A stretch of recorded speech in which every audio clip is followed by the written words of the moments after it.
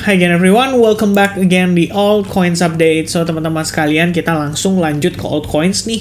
Kita nggak review untuk Bitcoinnya dulu karena posisi Bitcoin masih konsolidasi ya. Kita ngelihat dia nggak kemana-mana.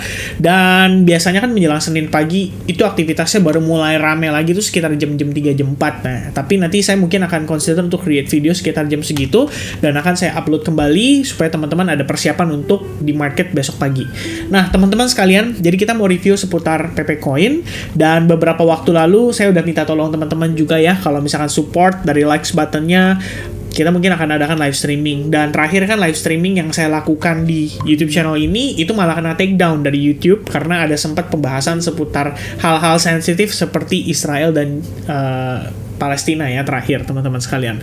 Dan mungkin untuk kita istilahnya banyak ngebahas ya altcoins yang di request dari teman-teman, mungkin kita tetap akan lakukan live streaming dan probably saya mungkin akan cari waktu ya antara minggu-minggu ini ya atau di hari biasa, mungkin bisa jadi di hari Selasa, mungkin di hari Rabu, Kamis atau Jumat ya, saya nggak tahu. Tapi yang pasti kalau misalkan saya memang udah siap pengen live streaming dan kebetulan lagi ada waktu senggang, saya pasti info ke teman-teman lewat Telegram. Dan sorry banget teman-teman, Thorchain sama Phantom itu terakhir saya ada update tapi saya belum share ya price actionnya di Telegram karena hari ini saya keluar dan ada aktivitas juga.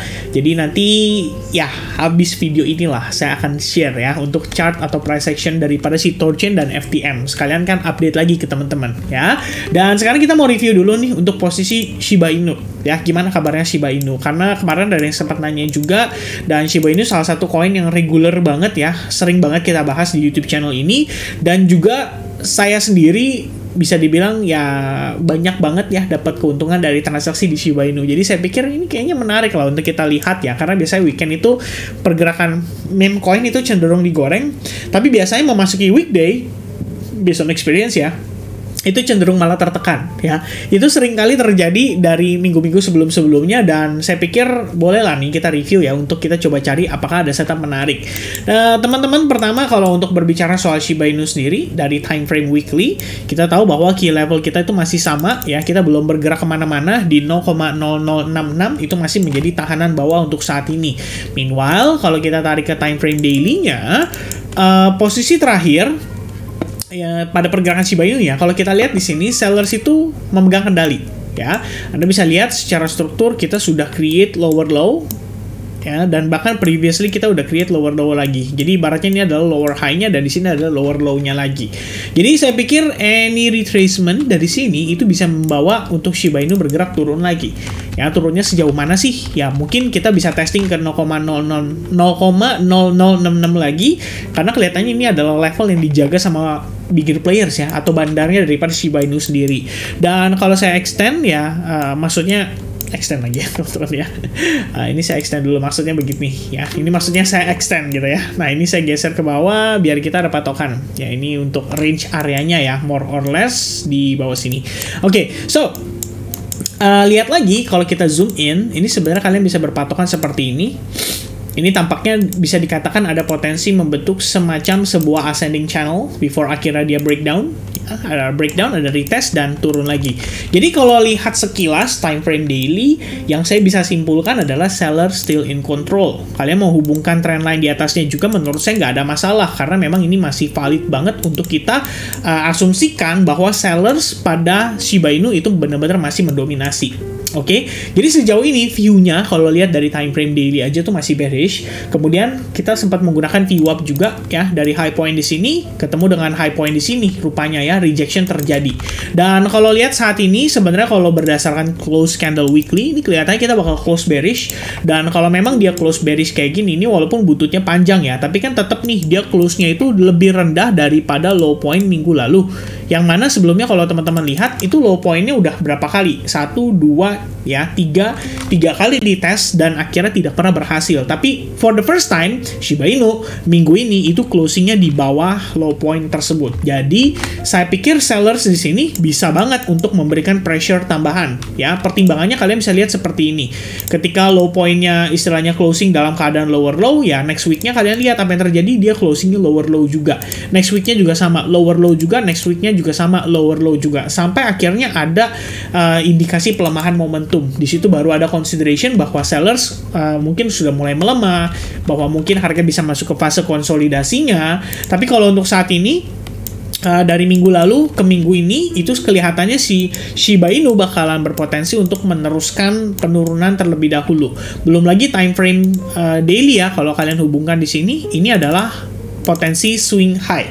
Ya, kalau kalian gunakan indikator fraktal, jadi kalian tinggal cari aja, probably ini ya William Fractals di sini. Kita bisa lihat ya, ini sebenarnya belum terbentuk, tapi kalau misalkan nanti closing daily-nya itu terbentuk, bukan terbentuk lah. Kalau closing daily-nya kayak gini, saya pikir ini akan mengkonfirmasi potensi swing, istilahnya apa ya, swing high-nya dia. Ya, karena kalau misalkan prinsipnya si fraktal itu sendiri, ini buat informasi ya, buat pengetahuan teman-teman juga. Misalkan contoh di sini, ini adalah low point ya, candle tanggal 8 Oktober. Kemudian di sini ada low point candle tanggal 9 Oktober. Ya, dan kalau seandainya low point next day-nya itu higher low kayak gini ya, kalian bisa lihat low, lower low, higher low. Jadilah fraktal. Ya, fraktal terbentuk yang bisa memberikan indikasi bahwa ini loh potensi swing low-nya atau potensi bottom sementara.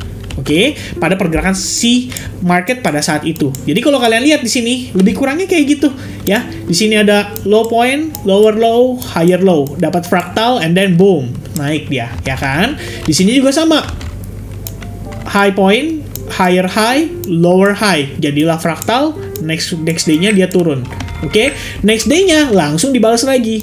Low point, lower low, higher low, jadilah fraktal, dia naik. Ya, di sini sebenarnya harusnya fraktal nih teman-teman. 1, 2, 3 ya, tapi tidak terkonfirmasi. Mungkin saya juga nggak tahu ya, mungkin karena faktor closingnya dalam keadaan bullish ya, bukan bearish. Jadi kalau misalkan posisinya ya mungkin bisa dibilang nggak akurat ya, kayak gini lah ya.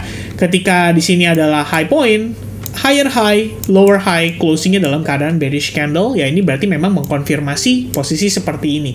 Ibaratnya adalah ini swing high-nya dia, jadi udah di counter dengan posisi candle terkonfirmasi dalam keadaan penurunan. Ya, jadi kalau kita lihat ya, mungkin ini satu kondisi yang tidak valid adalah ketika di sini adalah bull candle, bear candle, di sini bull candle. Ya, kalau kita lihat sebelum-sebelumnya kan enggak, teman-teman. Di sini adalah bear candle, kemudian di sini adalah bear candle, di sini berubah jadi bull candle ya. Jadi kayak bener-bener dia ada konfirmasi perubahan arah tren dari candlenya sendiri. Jadi ibaratnya candlenya tuh harus bear bull atau bull bear. Ya, lebih kurangnya kayak gitu teman-teman. Oke, ini example lagi. Kita bisa lihat di sini. Oh, ini malah fraktalnya terkonfirmasi dengan bull bear ya. Ya, tapi intinya dia reverse lah ya. Gambarannya lebih kurang seperti itu. Dan posisi saat ini si fraktalnya sendiri ya belum terkonfirmasi karena kita butuh daily untuk closing candle dulu. Dan kalau kita lihat ini kan bull bear ya, berpotensi lah kalau kita bisa bilang ada indikasi bisa mengalami reverse. Jadi kalau misalkan berpatokan dari sini saja, kita mungkin bisa consider ya bahwa oh ini kelihatannya udah memiliki potensi untuk lower high-nya nih. Ya, kalau teman-teman gunakan SNR, inilah area SNR kita. Ya, lebih kurangnya kalau kita lihat time frame daily, this is the low point ya. Setelah itu harga ketahan, setelah break dia retest. Kalau ketahan, apakah akan jadi seperti ini?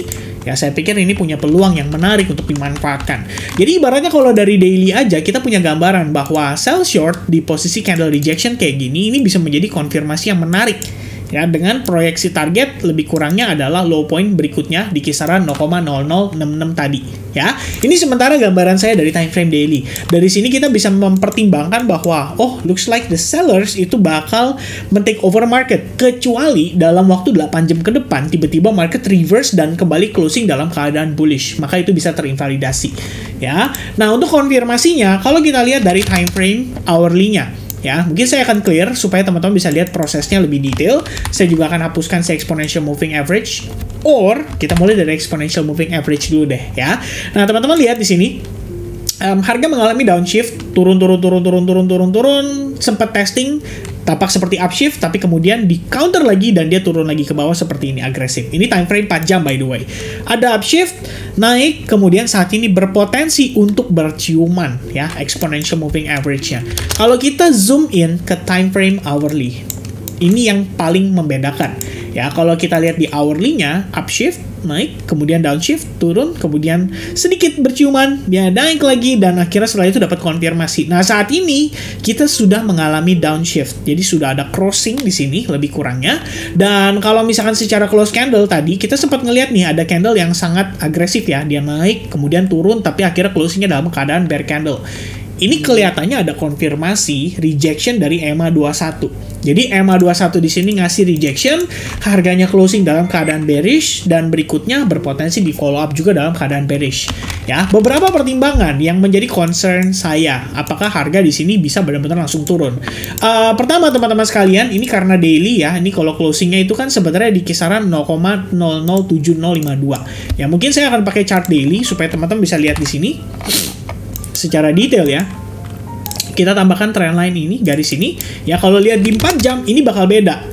Tuh, ada proses nge-spike-nya dulu. Ya, ini kalau kalian mungkin tadinya istilahnya ada orang-orang yang pasang sell limit, buy limit ya, mempersiapkan untuk buy ketika dekat dengan level support di, misalkan di sini ya, teman-teman. Kalian gunakan, wah ini kayaknya level support nih. Kalian set buy, otomatis stop loss di bawah low sebelumnya, ya kena selpet ya, ibaratnya. Jadi kayak liquidity sweep lah bahasanya. Nah, akan tetapi kalau tadi kita lihat di time frame daily, ya ini patokan kita, SNR-nya ada di sini, ya di kisaran 0,007047. Ya, lebih kurang. Mungkin kita pembulatan lah, supaya enak ya angkanya. Jadi kita bisa bilang ini adalah level psychology. 0,007050 pembulatan ya, teman-teman. Ini round numbers. Nah, lalu si harga itu mengalami retest sampai ke SNR itu, dan tadi mengalami rejection. Time frame 4 jam, kalian bisa lihat ada yang namanya 3 candle formation bernama 3 river evening star ya. Bullish candle, doji atau pin bar atau apapun itu dikonfirmasi dengan bear candle melebihi 50% daripada body candle si bull candle sebelumnya. Dan masih ingat dengan prinsip fraktal yang tadi saya jelaskan ya, ini kalau saya munculkan lagi si fraktal, as you can see this is our new top ya, potensi swing high-nya dia. Jadi memang ini udah terkonfirmasi setidaknya pada time frame 4 jam kita udah ngelihat ada fraktal nih di atasnya ya. Ini berarti adalah konfirmasi swing high-nya kita. But the question is, where's the swing low? Sebenarnya swing low-nya ada di bawah banget. Kalau kalian lihat ya, ini jadi kayak semacam satu push ke harga yang lebih tinggi, dan kalau misalnya dia retrace ya, memang ini bisa dibilang sebagai part of potential higher low-nya dia. Akan tetapi, kalau kita berpatokan dengan time frame daily kita tahu bahwa sebenarnya tren besarnya kita tuh bukan dalam keadaan bullish, tapi tren besarnya kita itu overall-nya adalah bearish. Jadi kalau misalnya kalian pengen cari posisi ya sebisa mungkin kita follow the trend. Kalau trennya masih turun ya kita carinya sell short, ibaratnya kayak gitu. Ya karena kalian bayangkan lah, kalau misalkan kalian bilang kok tapi kan ini potensi reversal. Ya cobalah kalian lihat di sini. Ini potensi reversal. Dapatkah reversalnya? Dapat sedikit, tapi turunnya lebih banyak, ya kan? Karena apa? Karena trennya masih bearish. Di sini juga sama. Wah, ini kayak potensi reversal. Dia retrace, dia bla bla bla. Ya, kalian bisa lihat di sini potensi falling wedge dan lain sebagainya, atau potensi bull flag pattern dan lain sebagainya. Indian turun juga. Ya, turunnya lebih agresif. Di sini pun sama, berkali-kali ada potensi reversal, ya naik dikit, habis itu dibanting ya. Naik dikit, dibanting. Naik dikit, dibanting lagi. Dan apa bedanya dengan posisi saat ini? Ya, kalau misalkan kalian bilang bahwa ya kok ini kan deket banget sama major support. Kata siapa? Ya, major supportnya masih ada di bawah lagi. Ya, kita masih punya jarak yang ini posisinya kan dia belum ngetes nih. Sampai ke bawah itu masih ada sekitar minus 6%-an lebih kurangnya. Jadi dari progres harga saat ini pun saya pikir masih berpotensi untuk bawa Shiba Inu turun lebih jauh. Bahkan kalau kita lihat di sini ini kan ada beberapa area fresh demand ya yang belum dites sama sekali. Let me check.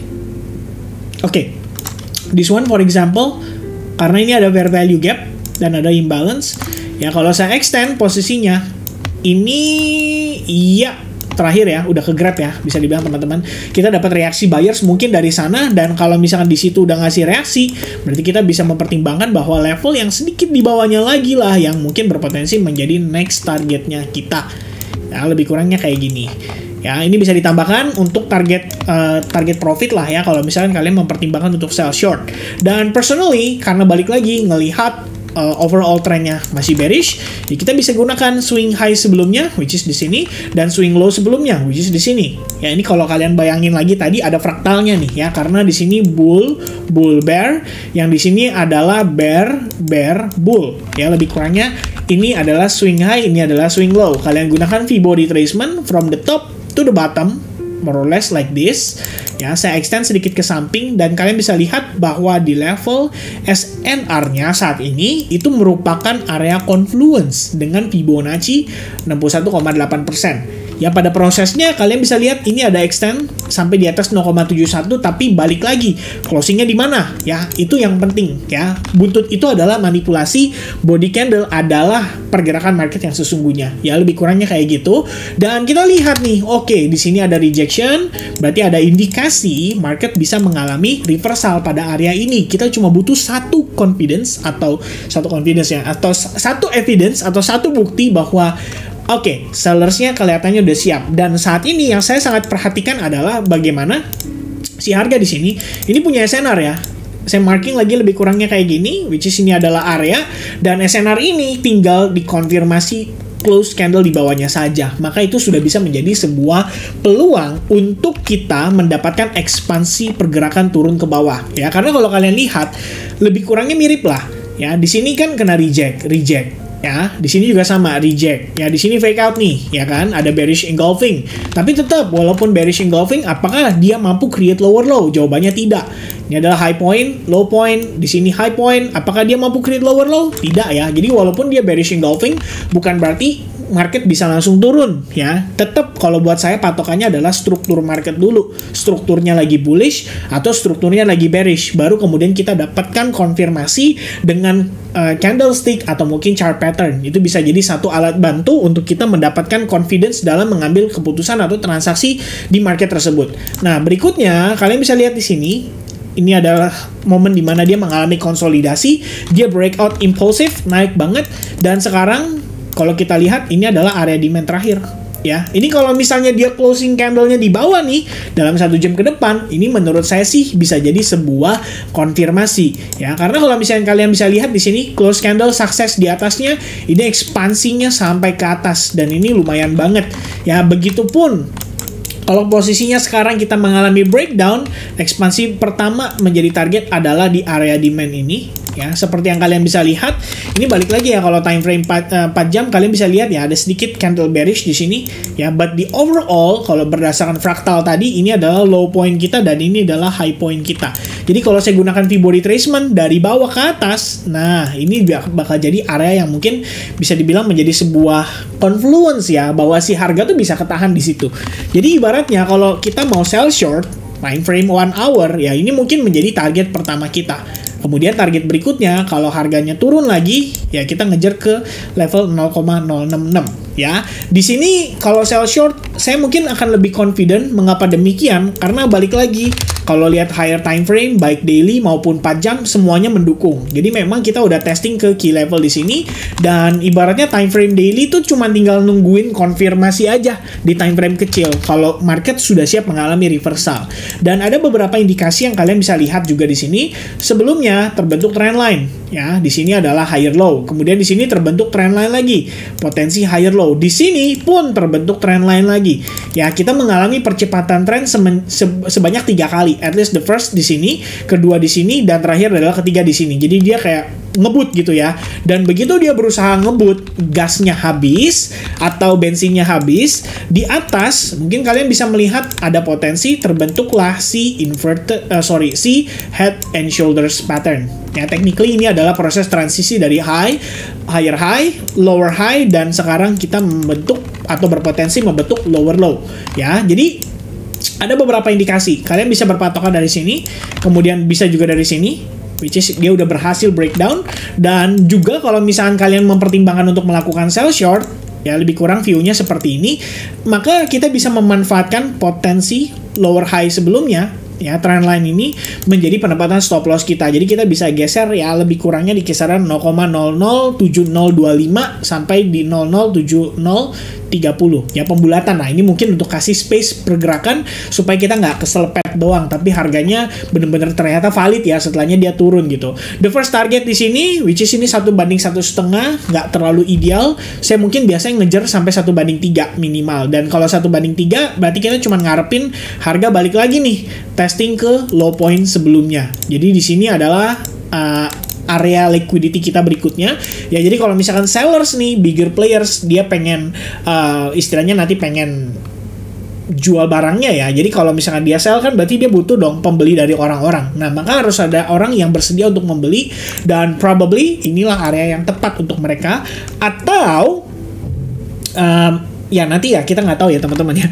Ibaratnya apakah di sini dia akan melakukan akumulasi lagi, bisa jadi istilahnya dia cuma konsolidasi doang, artinya nanti bigger players butuh lebih banyak order sellers ya. But for now, yang saya tahu adalah apa yang terjadi di sini, ini berpotensi untuk liquidity sweep ya. Jadi ibaratnya begitu harga nanjak nge-spike, ini kan bakal ngundang nih orang-orang untuk beli. Ayo dong beli yang lebih banyak gitu ya. Pada saat beli lebih banyak, akhirnya bigger players jadi punya ruang atau punya order untuk mereka berjualan. Nah, pada saat itu dilakukan, tereksekusilah order mereka secara perlahan exit, dan ya intinya exitnya mereka tuh bisa bawa harga bergerak lebih rendah. Ininya itu, ya lebih kurangnya. Jadi, sementara ini idenya lebih kurangnya kayak gini teman-teman. Ya, jadi saya akan tambahkan trendline di sini saja sebagai patokan kalau si harga itu sudah berhasil break terhadap salah satu trendline-nya ya. Kalau yang di atasnya kan ya ini udah duluan ya ibaratnya. Dan kita lihat ya, the reason atau yang paling dekatnya adalah si trendline tersebut. Jadi kalau kita lihat di sini, wait a minute, saya ubah jadi dotted line supaya teman-teman punya patokan ya. Kalau misalnya mau tambahin lagi ya tadi yang saya bilang di sini, ini masih ada line juga ya di bawahnya. Banyak banget, dan penempatan istilahnya trendline itu bisa sangat subjektif. Jadi buat saya, mungkin yang paling penting adalah bagaimana struktur bereaksi dan confluence apa aja yang didapatkan. Pertama, saya lihat ada Fibonacci, retracement, golden ratio di situ kena rejection. Kedua, saya ngelihat ada candlestick confirmation berupa 3 candle formation, yaitu 3 evening star di sini ya, terkonfirmasi tepat di Fibonacci level. Kemudian yang ketiga, kita punya SNR-nya. Ya, ini valid karena di daily merupakan SNR yang valid banget kalau menurut saya. Dan keempat, potensi terbentuk fraktal di sini. Dalam arti ini adalah potensi swing high sementara kita. Ya, nanti untuk swing low-nya di mana saya belum tahu, tapi yang pasti biarkan market terdevelop terlebih dahulu. Dan poin nomor 5 sebagai tambahan confluence untuk meyakini apakah sell short ini bisa confirm dan bisa valid adalah si exponential moving average yang mengalami downshift. Jadi sudah ada 5 confluence, dan perkara teman-teman mau entry sell short atau enggak yaitu kembali lagi ke tangan masing-masing ya. Yang saya ingatkan adalah selalu ingat bahwa risk management itu perlu diaplikasikan di dalam setiap transaksi, dan saya personally pun untuk trade yang recently saya lakukan ya maybe di around 1-2% maksimum daripada risk keseluruhan ya. Maksudnya kalau misalkan capital saya misalnya let's say 10.000 ya udah, berarti 1-2% itu around $100-$200 ya, dengan estimasi ekspektasi target bisa up to 3R, berarti sekitar 3 kalinya dari si resiko yang saya siapkan untuk transaksi tersebut ya. Jadi teman-teman harap pahami bahwa transaksi itu bisa beresiko, dan jangan mengambil kesimpulan dari apa yang Anda lihat pada video ini saja, tapi lakukan kembali research dan analysis, dan istilahnya eksekusi harus berdasarkan keyakinan diri sendiri. Oke? So that's for me. Thank you very much yang udah nonton video ini sampai finish. Informasi daripada price action mungkin untuk Shiba Inu nanti akan saya reshare lagi di Telegram berbarengan dengan kedua video yang terakhir, kedua analisis yang terakhir, yaitu torsion dan phantom. Oke? So thank you very much guys yang udah nonton video ini sampai selesai. Semoga informasinya bisa bermanfaat. Sorry banget kalau panjang, tapi ya semoga detail banget ya penjelasannya. Alright, so God bless everybody, and I'll see you guys again in the next video update. Cheers guys, bye bye.